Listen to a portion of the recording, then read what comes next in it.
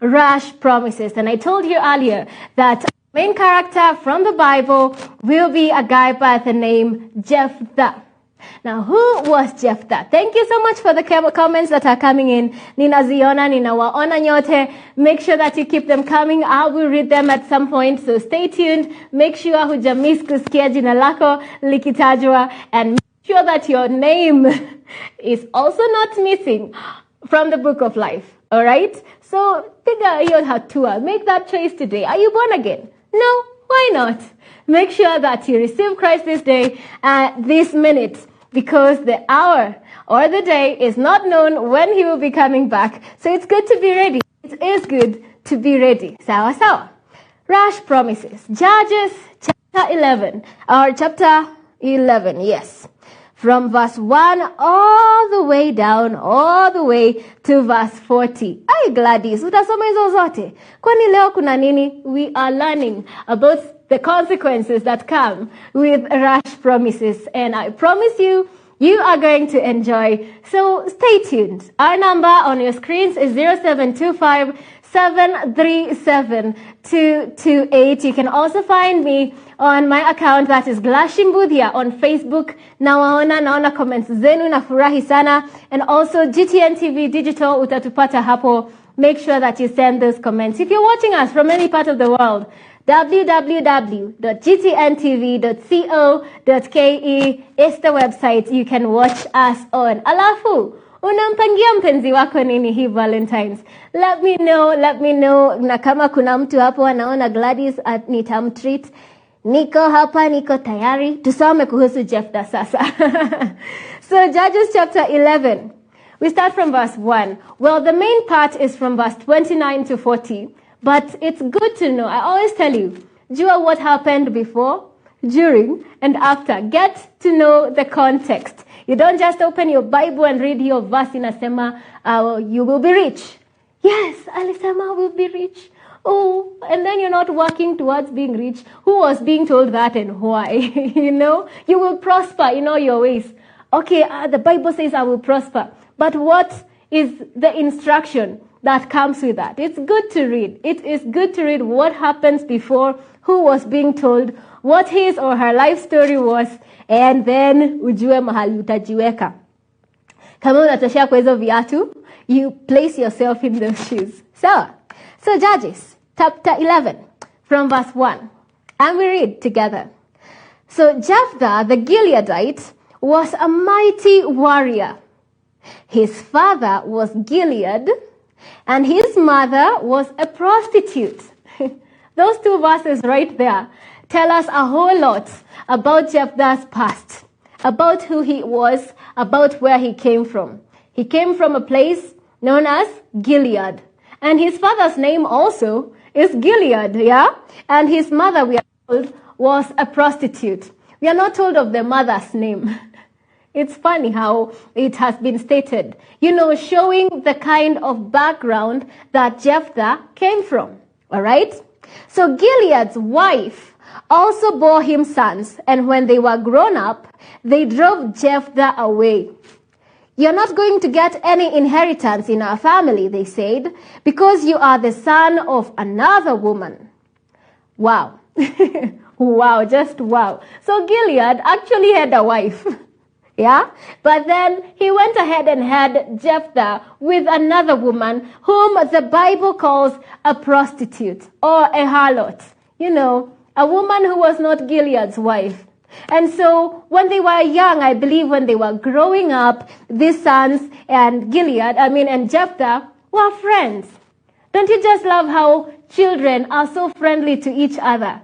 Before they learn how to hate each other, before they learn how to, criticize, yule si mzuri, I just love the kind of relationship there is amongst children. When they have wronged each other 1 minute, the next you see them hugging and sharing sweets and playing football together and just having fun, yeah? They forget about the things that have happened. So the Bible states that Gilead's wife also bore him sons. And when they were grown up, not when they were still kids, when they were grown up, they drove Jephthah away. and told him that he would not inherit any of his family's inheritance because he was from another woman. So verse 3 says, so Jephthah fled from his brothers and settled in the land of Tob, where a gang of scoundrels gathered around him and followed him. Who are scoundrels? They are people who are evil, of an evil character. Wanajulikana si wazuri. Alright? They are, people who are, we say, worthless. They are not good people. And people know that they are not good people. So when I was doing my research, I tried to see what would this whole thing mean, yeah? Why would Jephthah leave his home after he had been, told to go away? Why would he flee to a place known as Tob? And where was that? And when I did my research, I found out that the word Tob actually means goodness or favor or prosperity, all those good things. All right? And that was the place where Jephthah fled to. A place of goodness, a place of prosperity, a place of all these good things. But then, who are the people that he found there? They were scoundrels. But for some reason, these people gathered and followed Jephthah. Him being a new person in that place, he had the favor of God. And these people decided, you know what? You are going to be our commander. You are going to be our leader. And so when he was there, that was who he was. The leader of the bad people. The people that he would look at and think, I cannot be associated with those people. And take a minute and look at yourself and think, who are the people I think I cannot relate with? Those are sinners. Yeah, Christians. Hallelujah. How many sinners? How siwezi guzana now? Do you know the reason why Jesus was hated by the Pharisees and the scribes? It's because he was a friend of the sinners. And this is something that religious people find to be very wrong. If you're born again, you should not be seen in the company of those people. Yet Jesus himself came and was seen in that very company. What do you mean? The Pharisees and the scribes were religious people. Now, by the grace of God, it's my prayer that when you find yourself in the midst of those sinners, you will not become that self-righteous person, that preacher, that person who is the deputy Jesus, You are going to be their friend because it is by the way you live and the way you relate with them, the way you live with them, that they are going to know who your God is. All right? So you do not have to be worried about, they are going to corrupt me. Yes, that is one thing. You may be a Christian, a young Christian, and you think, sijai patana na watu kama hao. I've never been in such circles. The Lord is preparing you for such circles. Because right now, you being a young Christian, you might be taken away or back to the sinful ways if you relate with them right now. You're not strong enough. But as the Lord is using you, as He is helping you to grow, you are able to relate with them and you become a letter to them so that they can read your life and see how you live. Is it admirable? Is Gladys living a life that I can see that the Lord is actually using her? What is your life looking like? So Jephthah became their leader. In verse 4, it tells us, sometime later, when the Ammonites were fighting against Israel, the elders of Gilead went to get Jephthah from the land of Tob. Come, they said, be our commander so we can fight the Ammonites. Let me take you back kidogo. It's like in a movie. Let's go back kidogo, yeah? Remember Gideon, that judge of the Israelites, yeah? He was also a mighty warrior. When the angel of the Lord came to him, he called him that, a mighty warrior. And Gideon was like, Sasa, I come from the smallest clan in my family. Sasa, how do you call me a mighty warrior? And yet he was used by the Lord to fight against the Midianites with the 300 soldiers. Remember that story? So again, the Israelites had become bad people. They were now worshipping idols and they sinned against God, and the Lord gave them up unto the Philistines and the Ammonites. Now, fast forward, come to Jephthah. Now, this time they were fighting with the Ammonites. And the Gileadites, the guys who sent Jephthah away, The people who thought, who told Jephthah to go because he was from another woman. The people who thought, his past cannot, fit to be in this family. We are righteous people. How can you come from another woman, a prostitute, and expect us to have you amongst us? Please go away. These same people came to him. The elders of Gilead came to him, to the land of Tob, and said, come, be our commander so we can fight the Ammonites.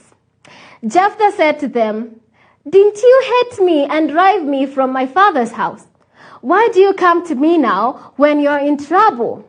I believe he was having fun with them, like, kwani mlikuwa mnanifukuza hamwezi jisaidia? Why are you coming back to me?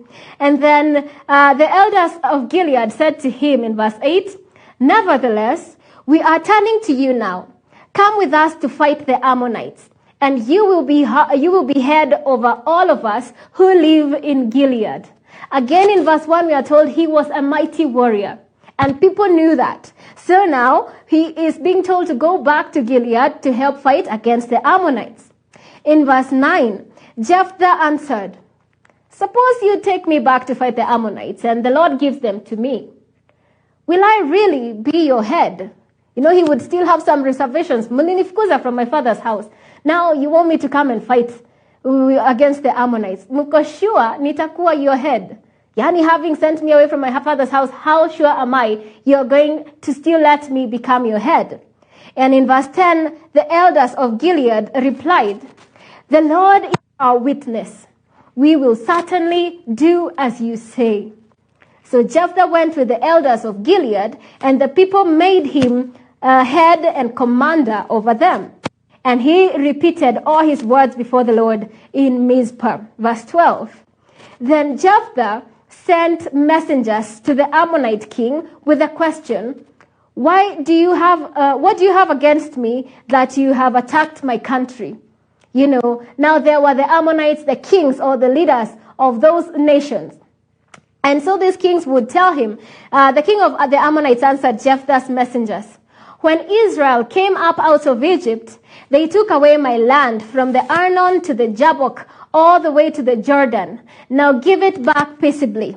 Now I will not read all these messages and the answers and all that. I want us to go all the way down, but I will explain.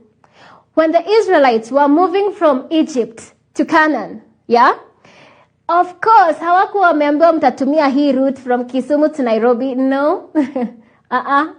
And they were not the only people on the earth. Kindly note that. So as they were moving from Egypt to Canaan, they would pass through territories. Sawa sawa. And when they got to that land, they were not going to some land that the Lord just created for the Israelites. After you come from Egypt, mutapata nimewatengenezea pale. No. The only place that the Lord is preparing is in heaven, So huku bado kulikuwa na watu, inhabitants. There were people who were living there. And so they were supposed to come and conquer these people, fight against them, and, take the land from them. And so, of course, all these territories that they were fighting against had lots of things against them. Mlitupata hapa? Why are you fighting against us? Why did you take our land? And it was so. And there was war. And let me tell you, when the Lord was with the Israelites, they would win, okay? They would always conquer in the conquests. They would make it. They would, finish those people and take that land, all right? But when they sinned against the Lord would give them up to their enemies, the Ammonites, Philistines, Midianites, all those ites, and they would be, defeated. And so at this point now they were crying and telling the Lord, "Whoa, we are sorry. And that is when the Lord used Jephthah. Now imagine, the Lord already had the plan of Jephthah coming to help the Israelites win against the Ammonites from the birth point, or from the point of birth. All right? He knew that even if he comes from a prostitute, I would use him to become judge and head and leader and commander over the Israelites to help fight against the Ammonites. I will use him to fight against them and to help Israel out of this. Imagine, God does not use your past against you. He will still use you no matter your background, okay? So we go all the way down to verse 23. Now since the Lord, the God of Israel, has driven the Amorites out before his people Israel, what right have you to take over? And he continues all the way. He's still talking to the judges. And in verse 27, it says, or not to the judges, to the kings. And in verse 27, it says, I have not wronged you. All right?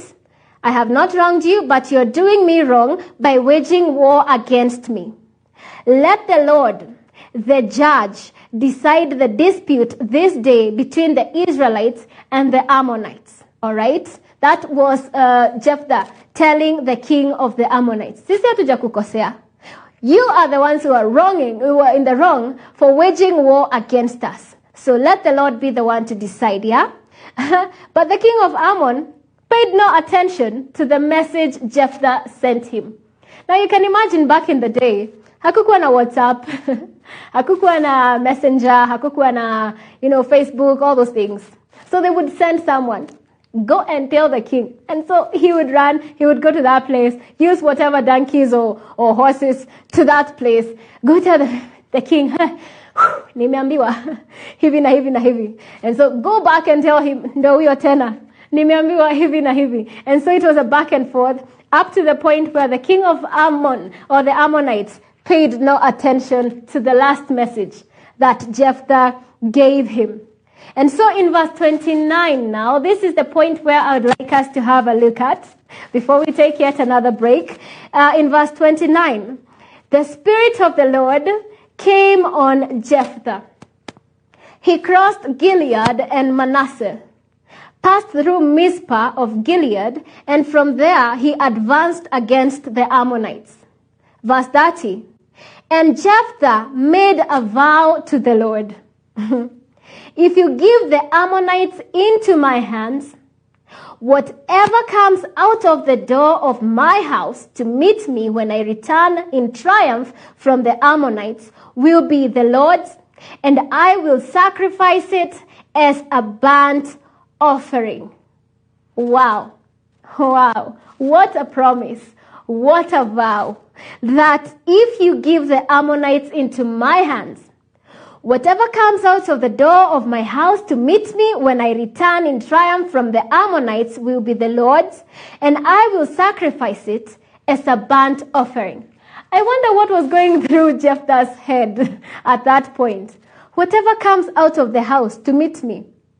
Well, he might have thought maybe he had a dog, a cat, or someone he didn't like from his house, because most of the promises that we make or these sacrifices that we make, as normal people, as human beings, there are things that hazitakuuma sana, right? Because usisahau flow, yeah? So far we've seen Jephthah was a son of Gilead and a prostitute, and so the sons of Gilead's wife sent him away, and he went to the land of Tob, where he was the commander of those people that the Israelites or those self-righteous people would look at and think, those are scoundrels, those are evil people. They are people we cannot associate with, and he became their leader. But with time, the Ammonites came and were conquering the Israelites, and so the elders of Gilead went to look for this guy, Jephthah, so that he would come and help them fight against the Ammonites. They knew that he was a mighty warrior. And so he was wondering, until the same people who sent me away. So what makes you think I would want to come back, yeah? And why would I believe that if I came and helped you fight against the Ammonites, I would still be the head over you people? And so they promised that, God being the witness, they would indeed keep that promise. And so they did, actually. And so Jephthah went and was asking questions to these kings that were fighting against the Israelites. And I told you what happened, and so why the war was actually started, between the Ammonites and the Israelites. And at this point, we found that Jephthah made a promise to the Lord that whatever or whoever meets me once I get back home after I have conquered the Ammonites, that I will give to you, I will sacrifice to you as a burnt offering. Now we want to find out who was that person, or what was that thing that came to meet Jephthah after the war. All right? We are now on verse 31. Let me repeat verse 31 so that you get it. Whatever comes out of the door of my house to meet me when I return in triumph from the Ammonites will be the Lord's, and I will sacrifice it as a burnt offering. All right. So verse 32, he didn't quite think about it. He didn't think, wait, my wife might come and meet me. Eh? My child, my daughter might come. He didn't. Or maybe there could be a visitor. Mama Kamau alikuwa amekuja kuvisit bibi yangu. So huyo kwisha. He did not think about that. So 32 tells us, then Jephthah went over to fight the Ammonites, and the Lord gave them into his hands. Amazing, amazing. The Lord kept his end of the bargain, yeah? Mimi nitakupea hawa Ammonites. You will win against them.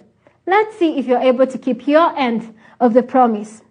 He devastated 20 towns from Arol to the vicinity of Minnith as far as Abel Keramim. Thus Israel subdued Ammon. Great. Verse 34. When Jephthah returned to his home in Mizpah, who should come out to meet him but his daughter, dancing to the sound of timbrels? She was an only child. Except for her, he had neither son nor daughter. Wow. He did not have any other child. And of course, I remember when we were younger, we would see dad coming from work from a distance, and we would run towards him, yeah? I thank God my father did not make such a promise to the Lord, because my people, I would be in heaven.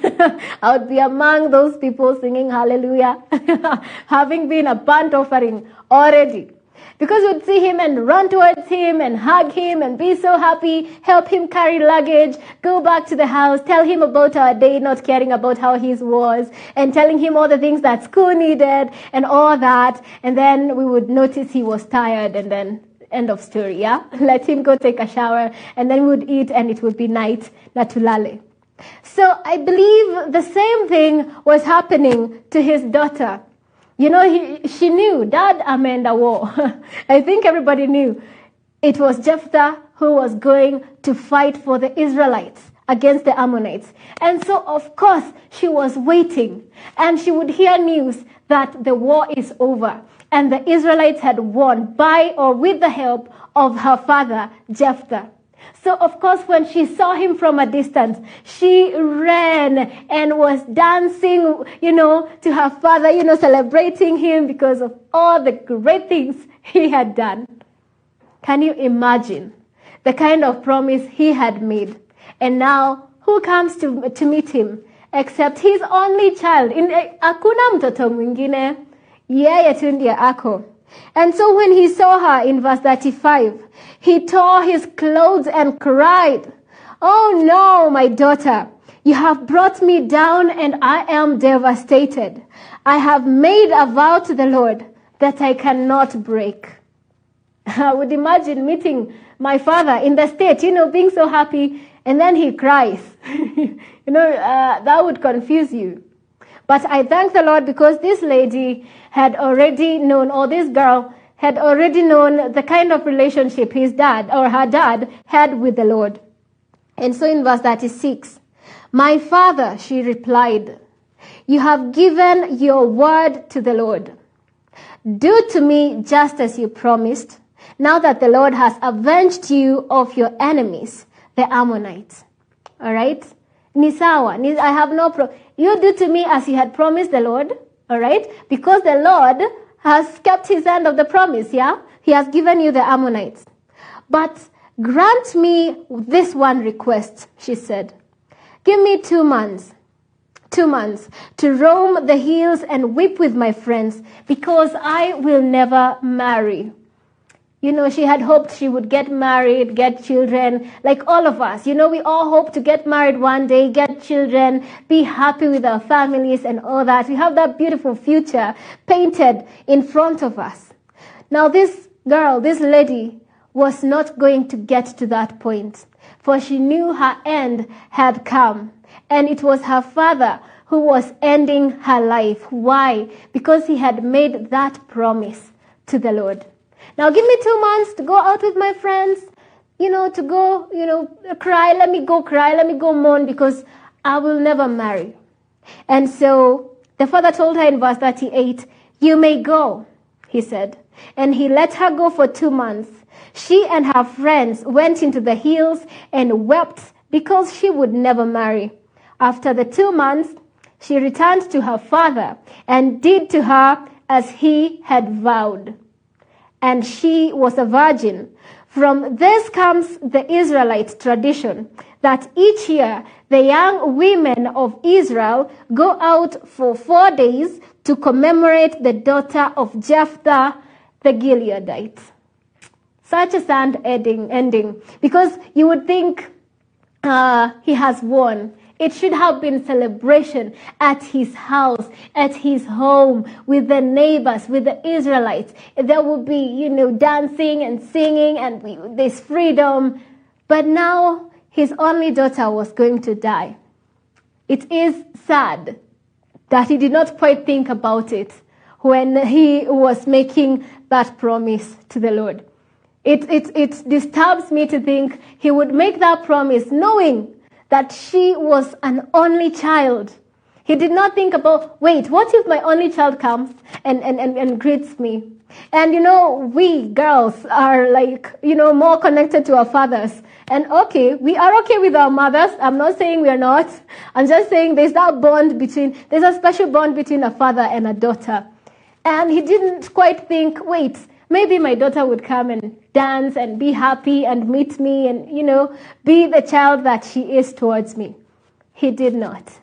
How many times have you made a promise thinking you're just making the person you're promising happy, without thinking, wait, what will that do to my bank account? What would that do to the people that are looking up to me? Hapa kwa Valentine sana sana.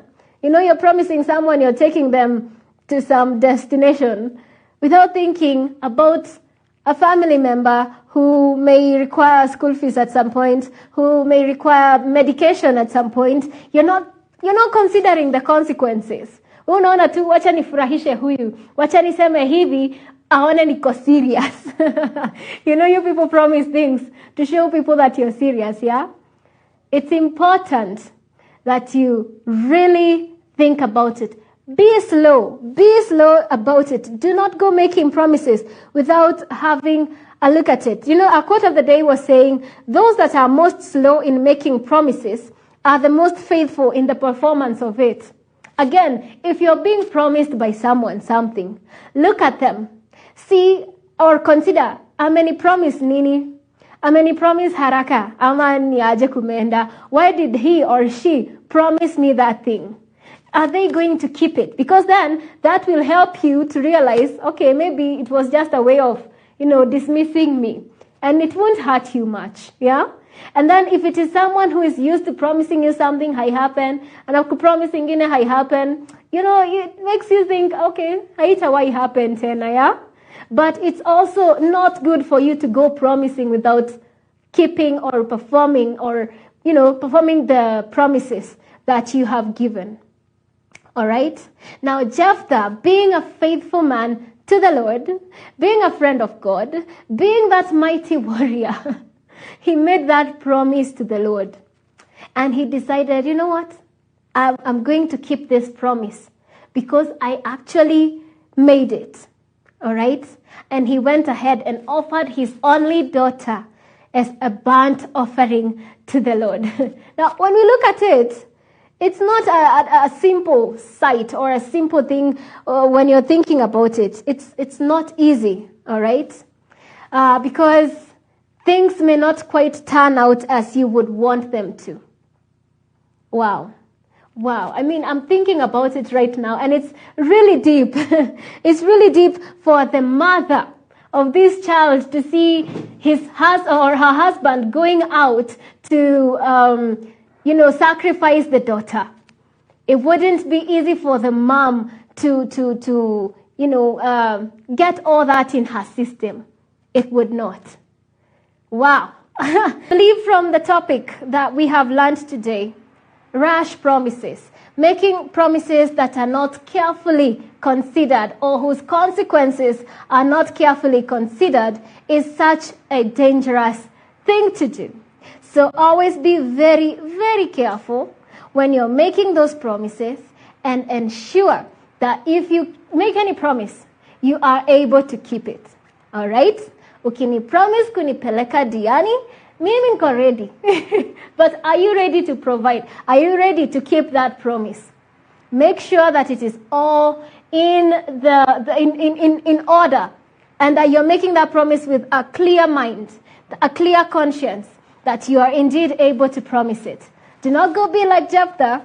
Do not go making promises that will really, really hurt you, and be ready to face the consequences and the risks that come with it. Nashukuru sana. I pray that even as you get into the new week, that you will walk knowing that the Lord has got you, and that you don't really have to promise anything. Let your yes be yes and your no be no. Anything you add from that point could be from the evil one.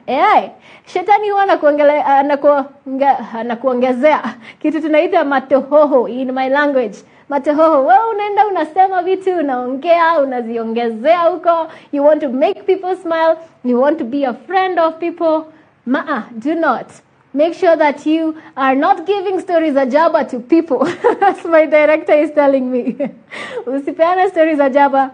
Just make sure that you are making the right choices and making the right promises, and letting the Lord be glorified in the way that you live your life. Wow. What else do we say? What else can I add other than wishing you a blessed new week, and enjoy the Valentine's season, and let the people that you love actually know that you love them as they are. Not for what you can get from them, not for anything else, but by the general love of God, yeah? Just remember that the only debt you owe anyone, according to the Bible, the only debt you owe anyone is the debt of love. Sijasema msilipe madeni.